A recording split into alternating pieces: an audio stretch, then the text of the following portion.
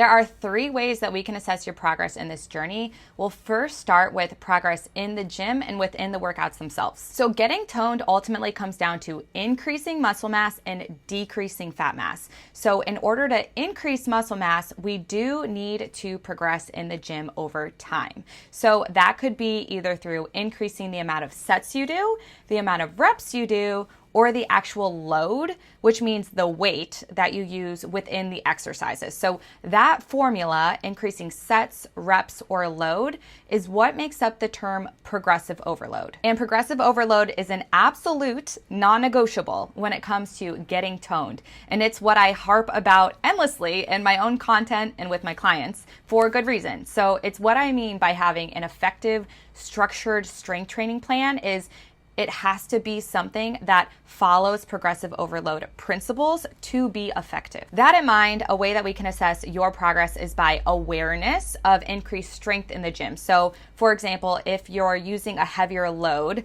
than previously, or your ability to do a few more reps with the same weight that you used previously or last time you did that workout. Those little things totally matter, is a big deal, and absolutely deserve to be celebrated as part of your progress. Secondly, this layer of assessing progress probably comes as no surprise, but taking progress photos is a biggie when we're looking at how are we progressing week to week, month to month, etc. So I'll link a video of how to take your start photos and how to take progress photos below, because I know you'll hate taking your start photos, but trust me, you will be so happy you have them to compare back to. So it's kind of one of those things we just gotta rip the Band-Aid off. I go very, very in depth in the start photos video, so make sure you watch that before taking yours, because I do not want you taking progress photos and questioning your progress because you wore a different outfit or if you have a completely different background. So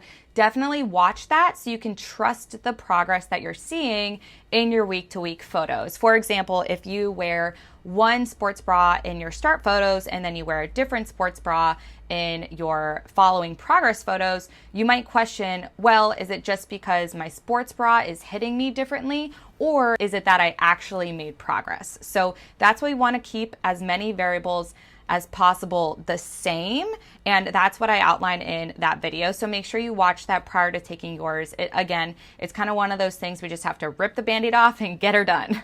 Lastly, subjective feedback is another way we can assess your progress. So subjective meaning anything non-metric based. So objective data would be numbers, data like the scale, whereas subjective feedback includes noticing your clothes fitting better, noticing new definition in the mirror while you're lifting, other people's comments about how you're looking, needing to take your dress in certain areas. All of those like more nuanced subjective wins matter and absolutely deserve to be celebrated throughout your journey. So we can celebrate things like objective differences, such as, I'm not talking about the scale necessarily in this video in particular, but like the scale changing, like the weight that you're using being different, the reps that you're using at the gym being different, measurements, although we're not covering that right now. Measurements would be another example of objective data, whereas again, subjective is more nuanced, not metrics or data like